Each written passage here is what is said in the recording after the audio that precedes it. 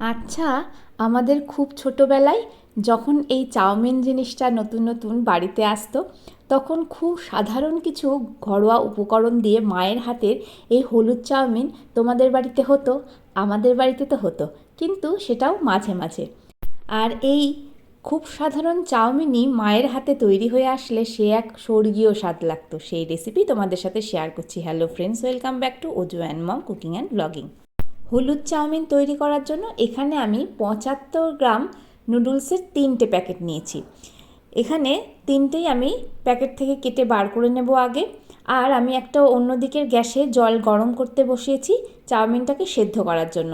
এবার খুব বড় চাউমিনটাকে আমি সেদ্ধ করার জন্য একটু ভেঙে নেব, নাহলে একটু অসুবিধা হবে। লম্বাভাবে রাখবো, সেজন্য চওড়াচৌড়ি না ভেঙে লম্বালম্বি ভাগলাম। আর এদিকে খুব সাধারণ উপকরণ দুটো নিয়েছি, আলু আর পেঁয়াজ দুটোই সরু সরু লম্বা লম্বা করে কাটা। আর যেদিকে জল বসিয়ে দিয়েছিলাম, জলটা ফুটে উঠলে এর মধ্যে সামান্য একটু লবণ আর সাদা তেল দিয়ে সমস্ত ভাঙা চাউমিনগুলো এর মধ্যে দিয়ে দিচ্ছি সেদ্ধ হওয়ার জন্য। আমাদের সময়ে এত ফাইন চাউমিনটা পাওয়া যেত না, বেশ মোটা চাউমিন পাওয়া যেত, যেটা সেদ্ধ হতে বেশ খানিকটা সময় লাগতো, কিন্তু এখন তো এত সময় লাগেই না, ফুটে উঠলেই হয়ে যায়। তো আমরা এখানে কি করব, খুব বেশি সেদ্ধ কিন্তু করব না, একটু অল্পই সেদ্ধ করব। যখন প্রায় 80% সেদ্ধ হয়ে যাবে তখন আমি সমস্ত চাউমিনটা গরম জল ঝরিয়ে রাখবো একটা ঝুড়িতে করে, তারপরে ভালো জল দিয়ে ধুয়ে নিয়ে জল ঝরাবো। এরপরে এই পেতের মধ্যেই বা এই ঝুড়ির মধ্যেই আমি চাউমিনগুলোকে সামান্য হাতে সাদা তেল দিয়ে ভালো করে মাখিয়ে রাখবো, যাতে একের সঙ্গে অন্যে চিপকে না যায়। এবার ঢেকে সরিয়ে রাখলাম, ততক্ষণে আমি আলু আর পেঁয়াজটা একটু ভাজা ভাজা করে নেব। সেই জন্য কড়াইয়ের মধ্যে একটু সর্ষের তেল দিয়ে দেবো, গরম হলে একটু হলুদ দিয়ে তার মধ্যে আলুটা দিয়ে দেবো, ভাজা ভাজা করতে থাকবো। হলুদ চাউমিন যেহেতু হলুদ তো দিতেই হবে, সামান্য সামান্য করে লবণ আমি যোগ করতে থাকবো। প্রথমে আলু ভাজার জন্য সামান্য লবণ দিলাম, আর 3টে কাঁচা লঙ্কা আমি ফাটিয়ে দিচ্ছি। তোমরা চাইলে আরও বেশি কাঁচা লঙ্কা দিতে পারো, ঝাল যেমন খাবে সেই রকমভাবে তোমরা কাঁচা লঙ্কা ব্যবহার করো। এইবার আলু ভাজাটা বেশ খানিকটা নাড়াচাড়া করে আমি এখানে পেঁয়াজটা দিয়ে দিলাম। পেঁয়াজটা দিয়ে আলুটা দিয়ে ভাজতে থাকবো।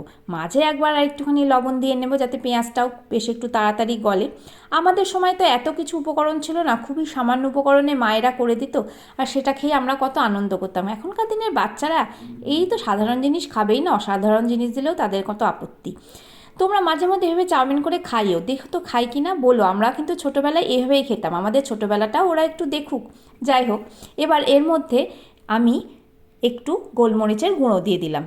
এখন তো গুঁড়ো হয়েছে, আমার মায়েরা কী করতো, গোলমরিচ ছেঁচে সেই ছেঁচা গোলমরিচটাকে দিত, খুব ভালো লাগতো খেতে।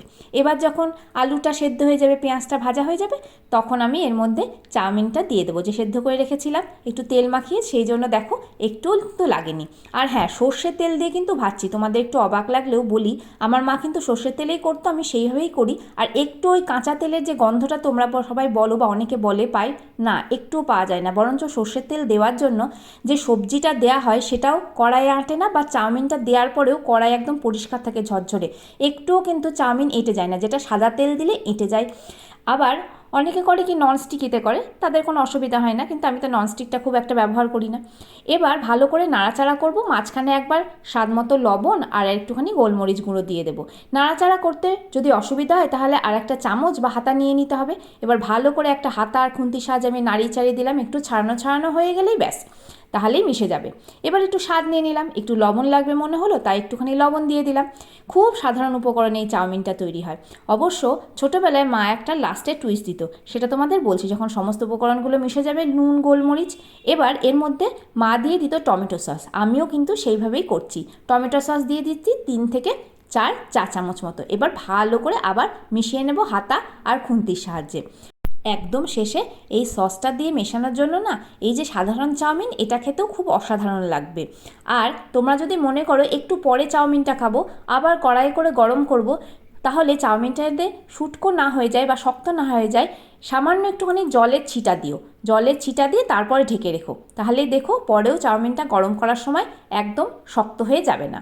তো বন্ধুরা, কেমন লাগলো সেই ছোটোবেলার চাউমিনের রেসিপি দেখতে? আশা করি ভালো লেগেছে। তাহলে অবশ্যই একটা লাইক করো, শেয়ার করো আর কমেন্ট করো। ইউটিউব বন্ধুরা, প্লিজ আমার চ্যানেলটাকে তোমরা সাবস্ক্রাইব করো। আর ফেসবুক বন্ধুরা, প্লিজ আমার পেজটাকে তোমরা ফলো করে নিও। আর এতক্ষণ ধরে তোমরা তো আমার এই রেসিপিটা দেখলে, এতক্ষণ ধরে তোমরা যে রেসিপি দেখলে তার জন্য জানাই অসংখ্য ধন্যবাদ। দেখা হবে নেক্সট ভিডিওয়।